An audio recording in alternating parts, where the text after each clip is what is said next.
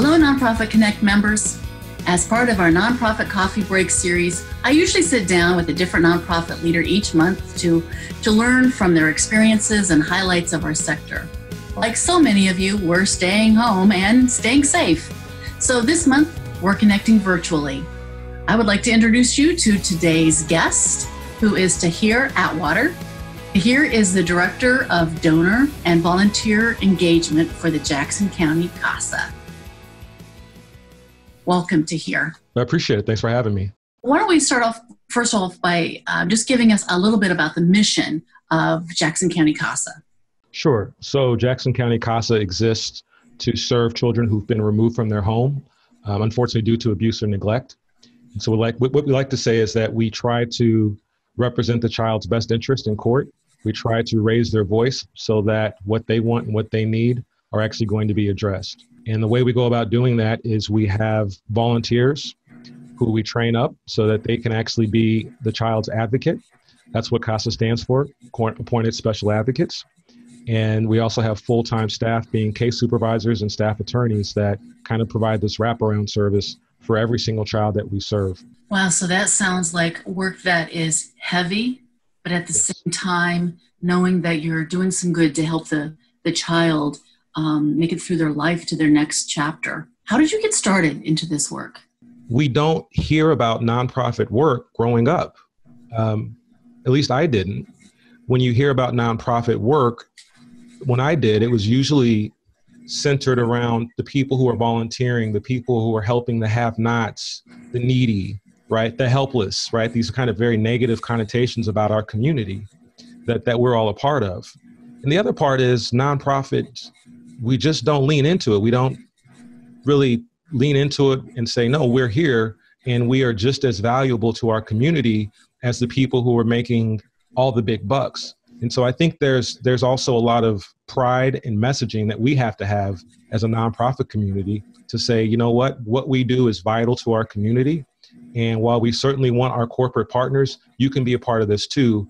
Once that happens, you'll start to see more and more children, whether it be grade school, high school, college, beyond, that start looking at us as more of a career path and less of just something you do on the side. I really appreciate you saying that. I think you're absolutely spot on. Our sector has been behind in telling our story and talking about the good that we're doing. Throughout your career, what challenges would you say that you have faced and in this role or in your career, either one? So a constant challenge, and it's one I lean into gladly, is not only is my two biggest passions, one would be serving youth, the second would be really trying to bring more awareness around diversity, equity, inclusion.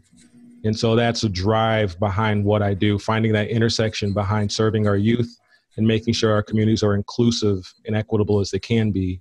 When you're serving children, most of whom are of color, it's really important that we look at all industries, especially nonprofit work, and say, okay, how are those children, how are those voices going to be reflected in our hiring, in our practices, and our policy?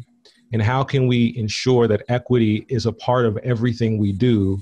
It's not just a hashtag, it's not a social media trend, but it's built into what we do. That's a challenge because it is very, very easy to fall into work that is not equitable, but we can trick ourselves into thinking it is. You can't be a child's voice. You can't represent them if you don't know who they are, if you haven't taken the time.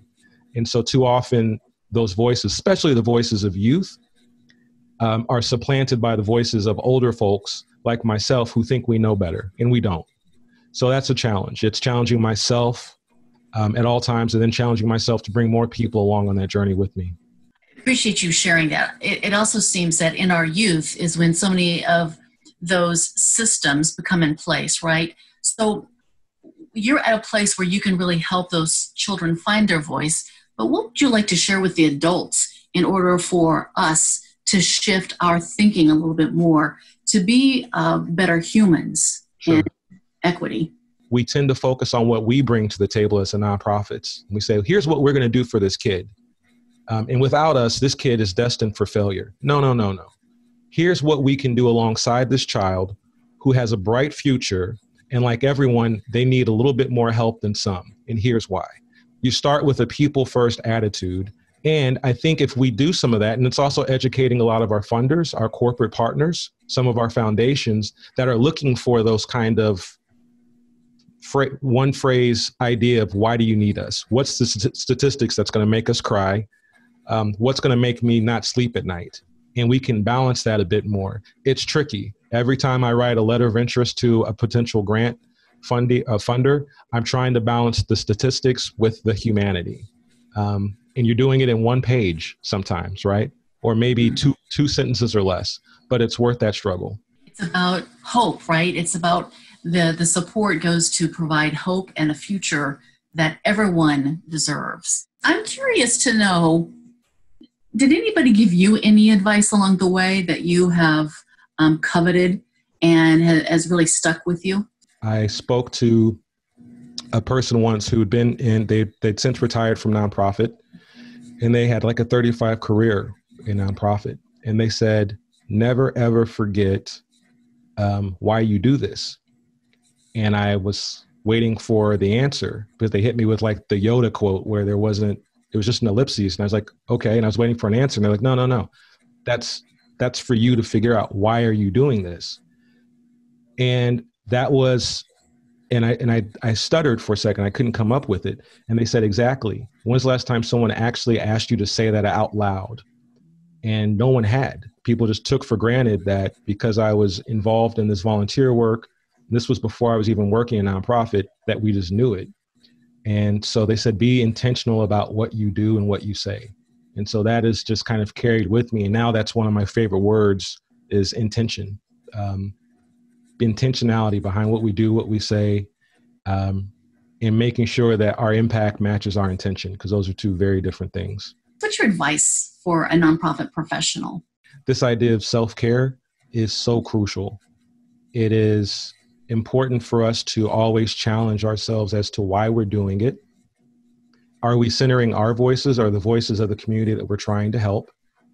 And when we say we're an ally to that community, are we giving ourselves that title, or is that a title we've earned through the work we do? And if you're truly going to do that work, it's going to take some self-care. It's going to take you taking a vacation day, not necessarily traveling, which none of us are really doing, but just taking a break, taking a breather, because you need that time to reflect. Because sometimes you get so involved in the work and that big picture can kind of fade away and you get in the weeds and you're worried about, I got to fix this, I got to fix this. And every problem we're working on is bigger than one person. And if we don't take that time to pull back and see the big picture, we lose sight of the very communities that we're trying to help. All right, so we've already talked about your advice. So I wanted to get into some more of your favorites, a little fun, a little whimsy here. So when it comes to eating, sweet or salty? Sweet. Oh, sweet. Yeah, done. That's, first off, let me say this. I like that this is where I'm the most impassioned about what we've talked about so far. Real talk. Sweet and salty, when I eat something that's sweet and salty, I feel like I'm wasting the sweet. So if someone gives me like some ice cream with some like flecks of salt, I don't know what they're doing. To me, you're taking away from the sweetness. And I don't like that. I'm okay with salt. I like that, but I need my sweet and I need them separate. So sweet all the way. I get the sense that food is a passion for you. Really the sweet stuff. Just the sweet stuff. Okay. Sweet stuff. What else are you passionate about here? I wave my geek flag proudly. So, and that's a pretty big category of geek, but you know, my father growing up, one of the most intelligent people I've ever known, still is. And he's the one that turned me on to video games and comic books. I've always kind of leaned into that. So that I love that stuff. And it's really helped me connect with a lot of the kids I work with, because kids believe once you hit 21, the government gives you a cane and, you know, you're almost dead. They just don't have any sense of, oh, you listen to this and you listen to that. So I would say I love the geeky stuff and I love music. I love music. Thank you for sharing a little bit more about you so we can get to know you. And we certainly appreciate your time and the difference that you're making in our community, and probably most importantly, in the lives of so many young people that are really in need of the services that you help provide and support. So thank you for that. Well, thank you. Great. I'm going to go eat a dessert now. All right. And to the rest of you, thank you so much for joining us today. And remember, together we are better. Bye now.